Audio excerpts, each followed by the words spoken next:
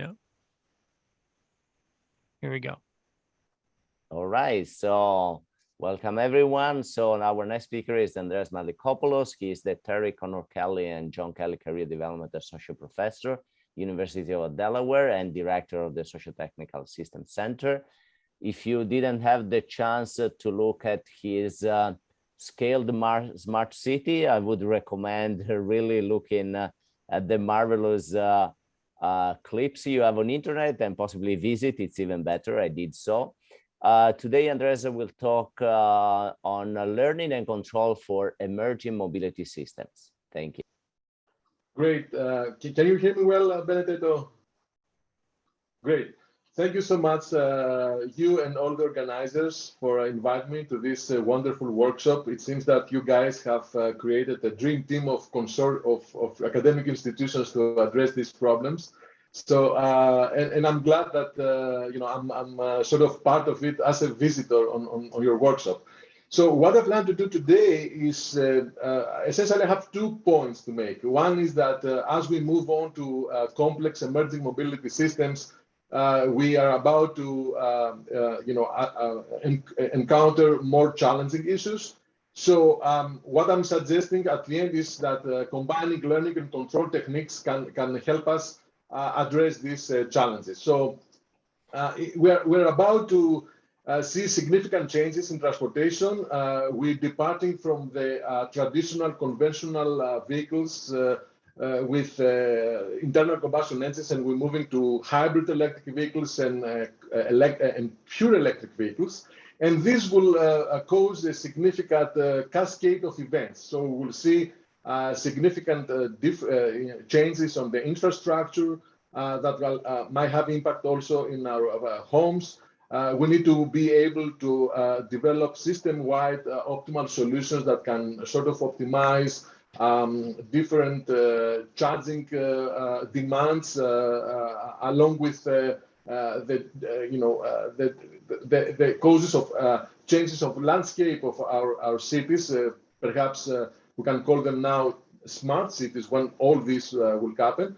And at the same time, we have connected automated vehicles that sort of add another complexities and some new opportunities in what we call emerging mobility systems. One common theme along all these different challenges is that we are dealing with cyber-physical systems with informationally decentralized communication structure.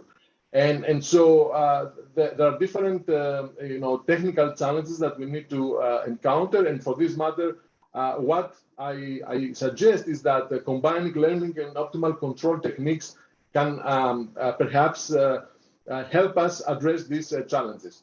So what I plan to do in the next 25 minutes or so is to provide 2 examples from my own experience. One example on how we use learning techniques to learn to improve the fuel economy on a vehicle with respect to the driver's driving style. And then I will show you another example of how we can use optimal control techniques to coordinate connected automated vehicles and improve transportation efficiency. At the end, I will try to convince you that combining both might be a better way to do so. Before I get started, I would like to acknowledge the contributions of my students. Most of the things that you will see later on is the outcome of hard work of my students.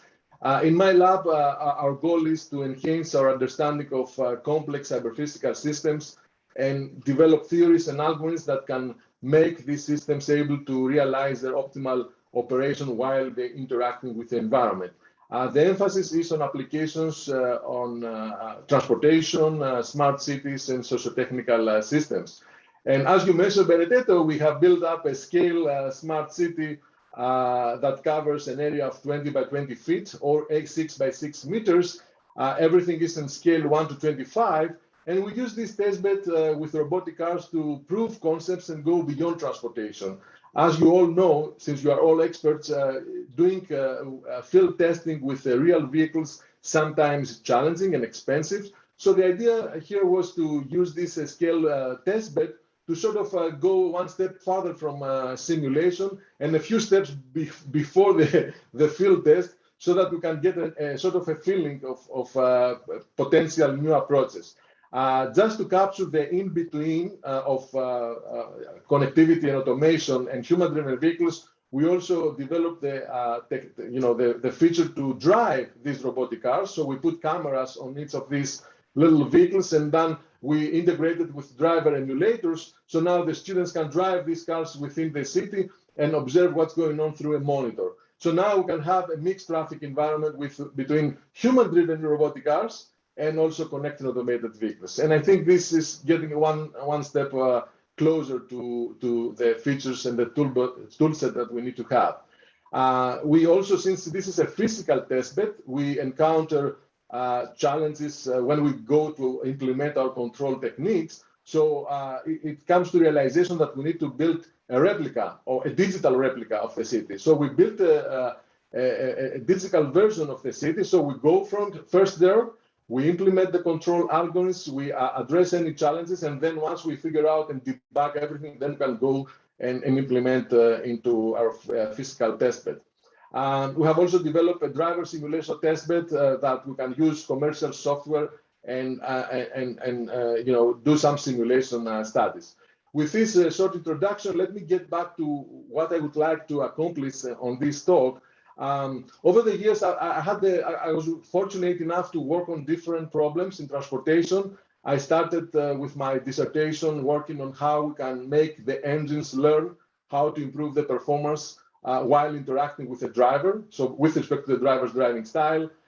Then I moved on and started working on hybrid electric vehicles and plug-in hybrid electric vehicles and how we can improve the powertrain efficiency. And over the last 10 years or so, I've been working with connected automated vehicles and how we can use connectivity and automation to improve safety and, of course, efficiency. Today, I'm going to touch base on the first and the third topic. And I'm quite excited about the first topic since it was my dissertation topic. So when I arrived in Ann Arbor in Michigan in 2002 in December, we had about 11 inches of snow. So the first thing that I did, I came from Greece. The first thing that I did was to buy long wooden sacks to deal with the cold. The second thing that I did was to find a dissertation topic, an exciting dissertation topic. So I started looking at different ways and different problems and what I should be addressing. And I came up with a solid question: why we cannot achieve the miles per gallon posted on the window sticker? So everybody was going through the articles and everybody was complaining that they cannot really achieve the miles per gallon posted on their vehicle sticker. So let's see how we optimize engines today. When we buy a car, at least here in US, we have an EPA sticker indicating what is the fuel economy in highway and what is the fuel economy of the car on the city driving.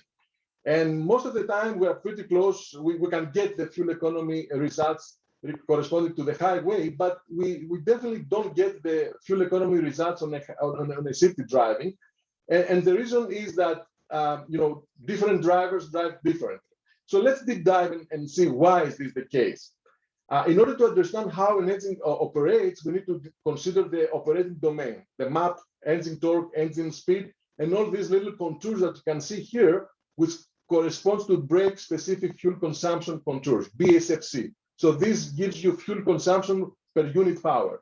So as you accelerate your vehicle on this speed profile, you can see this blue star, which is the engine operating point, jumping around and moving to different contours. And given the area that operates the engine, you have different fuel consumption results. Now, the way that the OEMs optimize the engines today is that they take this operating domain and discretize it with a finite, typically a small number of steady state operating points. Steady state operating points means that you operate the engine at constant torque and constant speed. And then you go and sort of find the optimal ejection timing, the optimal spark timing, the optimal EGR, VGT, all the variables that the engine has available. And then you create a map. And then you take this map, you put it in the vehicle, and as you operate the engine and you going through different operating points, you interpolate the optimal values corresponding to these steady state operating points. And then you go, once you drive, and these values are interpolated, and this is how you operate the engine. However, when I was in Michigan, and as you might know, they have a very nice test cells that they test the engines. We did an experiment, and we noticed that although when you operate the engine at the steady state operating points, you get a steady fuel consumption results. If you approach this operating point, then there is a small transient period that fuel consumption is associated with different values. And most importantly, if you approach this operating point from a different direction, then you have different associated values. And so this is why when we cannot really achieve the gas miles per gallon in a city driving, because we operate the engine under this transient period, although the engine has been calibrated for the steady state operating points. And since every driver drives different, we cannot really approach this steady state operation. So that was the problem that I identified, and I thought that a way to address this is to focus on optimizing the engine operation, optimization of engine operation over the driving style. And when I was noticing how engine operates, I thought that a natural way to model this operation is to mathematically model it as a control Markov chain. So I modeled the, long story short, I modeled the engine operation as a control Markov chain. And I started learning the transition probability matrix and transition cost matrix corresponding to the driver. So the implicit assumption here is that every driver has different engine operating point transitions. So by learning the transition probability matrix, I sort of learning the transition probability matrix corresponding to the driver. And then I was able to solve a stochastic optimal control problem in real time, and we find out that we were able to achieve more than 8% improvement in fuel consumption. As a matter of fact, a new story on this outcome, a corporation from Silicon Valley, which is heavily involved on autonomous vehicles, reached out to the University of Michigan a few months ago, and they have discussion to license this technology. I'm under NDA, so I cannot really reveal any more information about that. So that was the story about applying learning techniques on a specific problem. Let me move on to the next topic that I would like to talk about on how we can use control techniques now for optimizing connected automated vehicles. I started working on this in 2011 when I was at Oak Ridge National Lab. And by that time, it took me a little while to convince my colleagues and folks about the importance of using connectivity and automation to improve efficiency. The perception by that time, again, just back forward the time 10 years ago, was that when we talk about connectivity and automation, this is all about the Department of Transportation and Safety. But what I had in mind was something like that. How can you use connectivity and automation to coordinate vehicles when they have potential conflict and avoid stop and go driving? If you avoid stop and go driving, then you have implicit benefits in fuel consumption, energy, and of course travel time. So fast forward, let me showcase a little bit of the outcome over the last 10 years, and then I'll get to the technical details. So we were able to develop techniques that can coordinate vehicles in real time on specific scenarios like intersection. Then we moved on and considered multiple such scenarios, like a multiple intersection. Then once you solve the problem for any specific traffic scenario, it's easy to go and address this another traffic scenario like merging roadways or roundabout. It's the same challenge, so there's nothing more to add here. And then once we identified all these toolbox with all the solutions, we thought that to put them together and address a corridor. So we started with a corridor at our scale city. You can see now a corridor consisting of a roundabout, intersection, and merging roadway. And you can see how all the vehicles can collectively coordinate and cross these conflict points without stop and go driving. So this is a sort of I would say visualization of how the future might look like in the following years. Who knows? Hopefully, we can see that in our lifetime. Maybe not. Who knows? And then we also move on and we develop these technologies on our demo vehicle through an ARPA NextCar project. In this project, We have an Audi A3 plug-in hybrid electric vehicle, and the idea goes to improve the efficiency of this vehicle by at least 20% by using connectivity and automation. That was a project led by University of Delaware in collaboration with Bosch, University of Michigan, Boston University, and Oak Ridge National Lab. So this is, again, an example of the Audi in M-City through all these technologies, using the augmented reality of M-City, which means that you have the Audi in the field test, and then interacting with virtual vehicles, as you can see, and going through different scenarios like speed harmonization, merging in roundabouts, in intersection, and so forth and so on. So let me give you a flavor about how we model this, what kind of, how we can approach these problems from the control theory perspective. So let's consider intersection, and the same ideas can apply to any other traffic scenario. Intersection is a little bit more challenging. So let's consider that we have 4 connected automated vehicles approaching an intersection. If they keep moving, they will have a potential conflict or a potential collision. The area within the control zone, with the intersection that we may have some potential lateral collision, is called merging zone. Yes. And the area outside the merging zone, in which the vehicles can communicate with each other, is called control zone. So the idea is, once a vehicle, a connected automated vehicle, enters the control zone, to coordinate, to communicate with the other connected vehicles that exist within the control zone, and cross the intersection without stop-and-go driving and without any safety constraints. So let's deep dive a little bit more on this. Let's assume that we have a vehicle entering the control zone. The first objective is to identify the timing that they will crossing the merging zone. And the second objective is to, once you fix these times, to derive an optimal control input, optimal acceleration, deceleration profile with respect to these timings that will optimize fuel consumption of the vehicle. So if you think about it, eventually we are dealing with a 2-level optimization problem. In the upper level, we are identifying the times that the vehicles will be entering and exiting the merging zone. So we're trying to maximize the throughput of the intersection. And once you do that, we derive in the low-level problem, the optimal acceleration or deceleration of the vehicle to minimize energy, right? So what I'm going to show you essentially in a couple of slides, because we don't have any time for deep technical details, I'll show you how we can use the low-level solution and solve both problems at the same time. So first, we model each vehicle as a double integrator, where P is the position of the vehicle, V is the speed, U is the control input, and S is the distance of vehicle I from the preceding vehicle K. So you can imagine that this is the proximity session of the vehicle.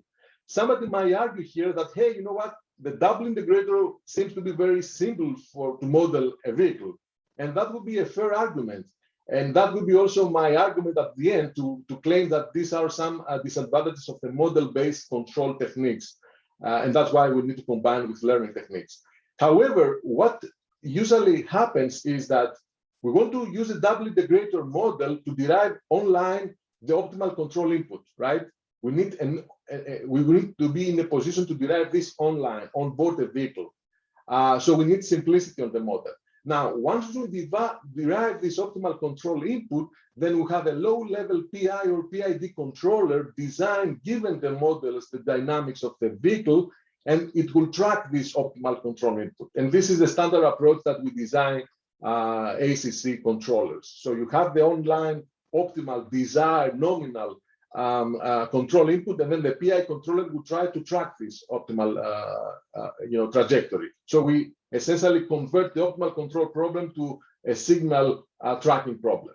The next step is to identify the bounds of the control and state constraint as imposed by the physical constraints of the vehicle. So for each vehicle, we define the maximum and maximum braking and acceleration, and also we impose a speed limit for each vehicle within the control zone from the time TI nat that the vehicle enters the control zone until the time TIF that the vehicle exits the control zone. And then also we impose the rear end safety constraints. So every vehicle needs to maintain a distance delta from the preceding vehicles, which, by the way, distance delta is a function of speed, and the lateral collision avoidance constraints. And finally, we optimize, we formulate an optimal control problem, which is minimizing the optimal control, minimizing the control input of each vehicle from TI nat to TIF to improve fuel consumption. So somebody here might also argue that, hey, you're telling me that you are optimizing fuel consumption, but you optimize, essentially, you're trying to minimize the optimal control input. How is this related? If you remember for the first part of the talk, if we reduce transient engine operation, we're getting close to the steady state operation, and this is where we get the fuel consumption benefits. So this is the idea here, to reduce the optimal control input, reduce the acceleration deceleration of its vehicle, and mimic steady state operation, in the sense that we cannot really attach the speed of the vehicle. This is determined by the driver. So the only variable that we have available to optimize is the acceleration of the vehicle. I'm sorry, I pushed the wrong button. So once we, to solve this problem, we formulate the Hamiltonian function, and this yields a very nice closed form analytical solution where A, C, D, and E are constants of integrations. This solution is when none of the constraints becomes active. Now, if any of the state control or safety constraints become active, then things are getting complicated.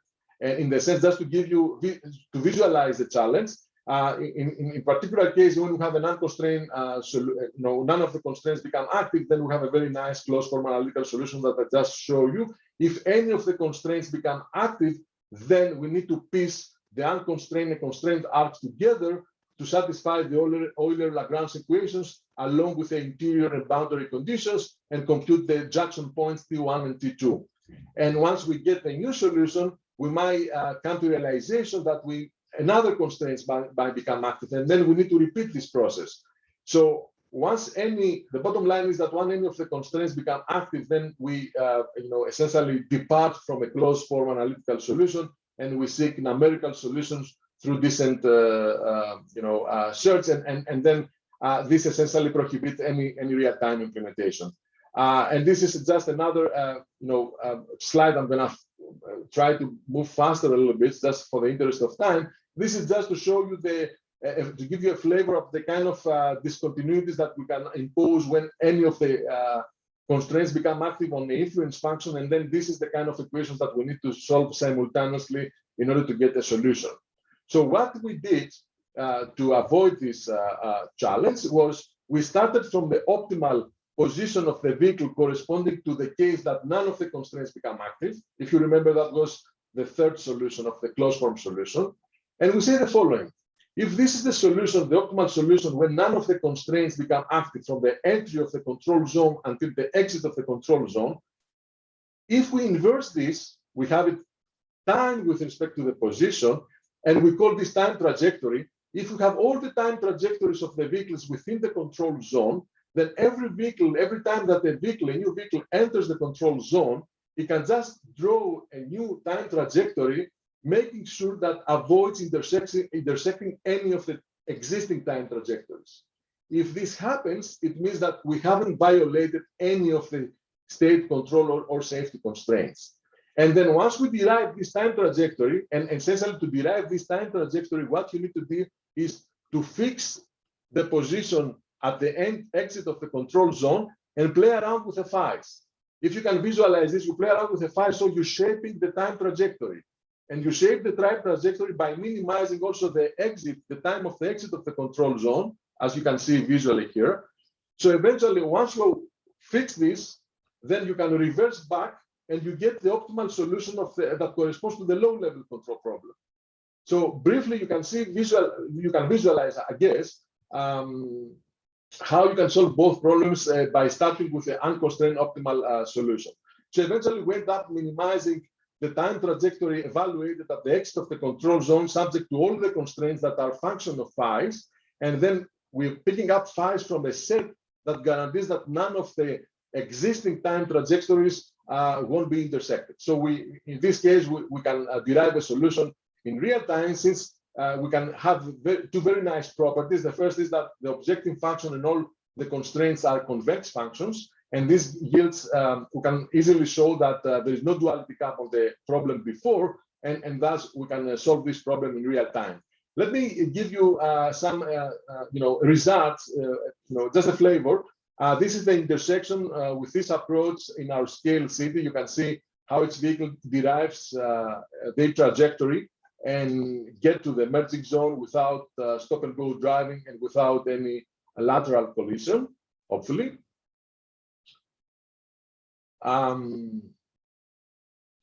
And then we moved also, as I said before, to our demo vehicle, the Audi. And this is an experiment on the hardware in the look in the Bosch Farmington Hill facility.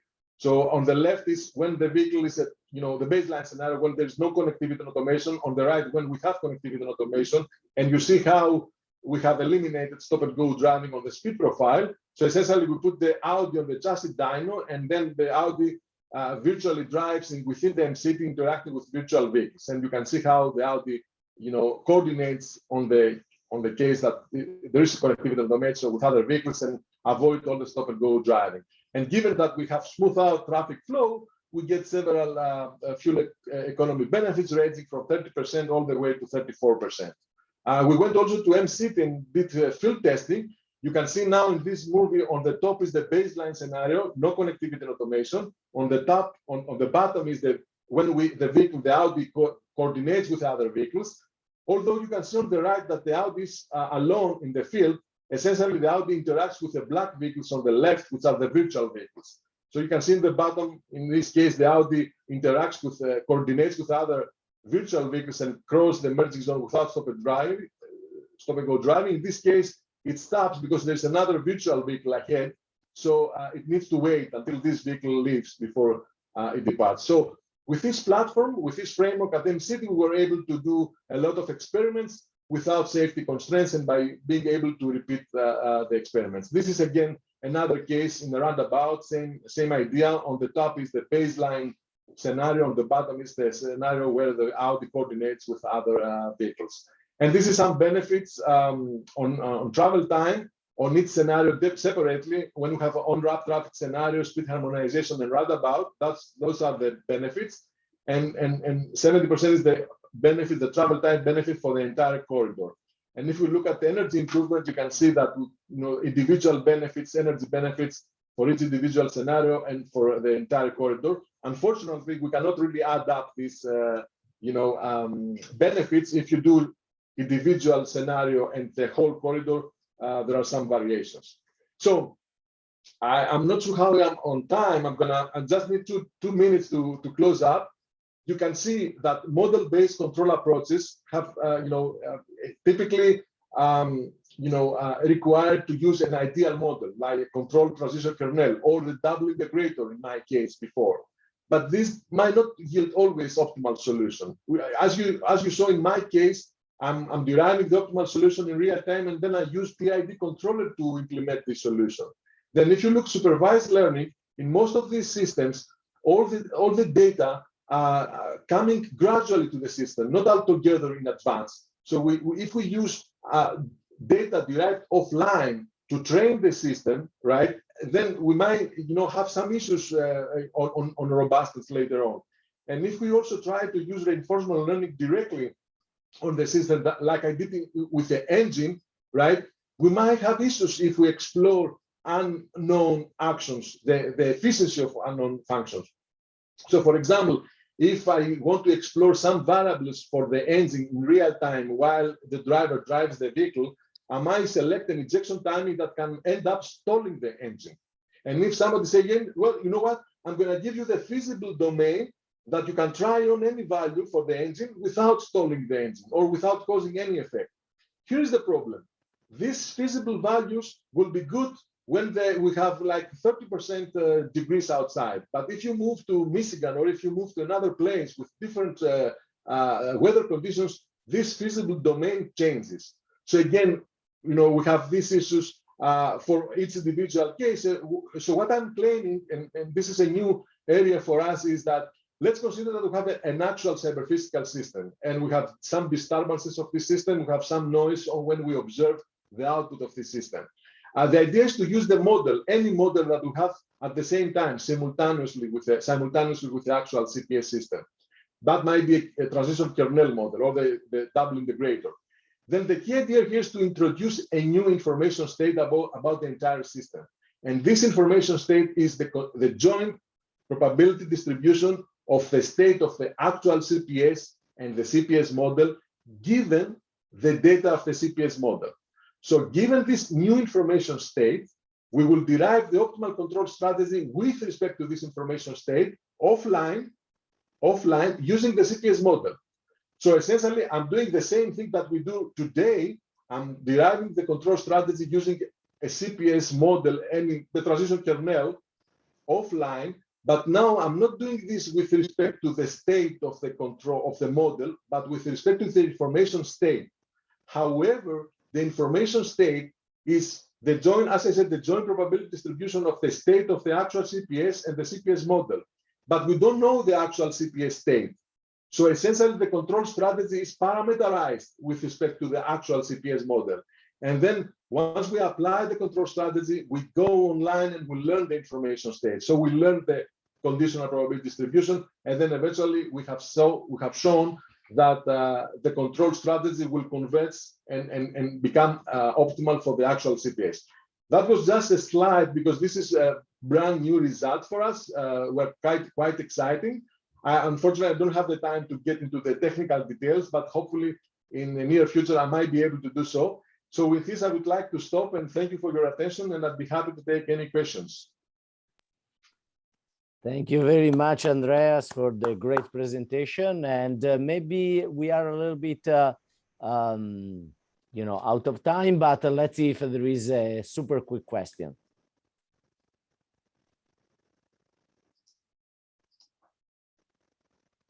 Yeah, I do have a question. I mean, there isn't much time, but let me ask quickly. You seem to tackle the high level and low level problems one after the other. Is that right, that you do the high level problem first before you solve for the least the best energy savings given the exit time of the control area? Yeah, that's a great question. So essentially, there is a two-level problem, but the way that we solve it simultaneously for both. So I just showed you the constructed way to the solution, how we construct the solution. But eventually, we start with a low-level analytical solution, which is just a polynomial function. We inverse this function. We minimize the optimal timing. Once we find the optimal timing, this is the solution of the upper-level problem. But then when you inverse this function, you get the solution of the low-level problem. So essentially, you attack both problems at the same time. I'm really sorry for skipping a lot of details, and this is a very fair question, but I'll be happy to follow up on offline and sort of fill the gaps and potential gaps. Sure. Thanks, Andreas.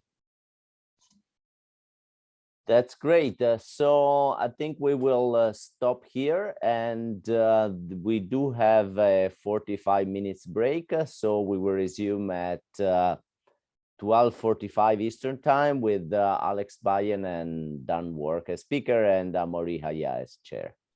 Thank you all. See you soon. Great. Thank you. Thank you. See you soon.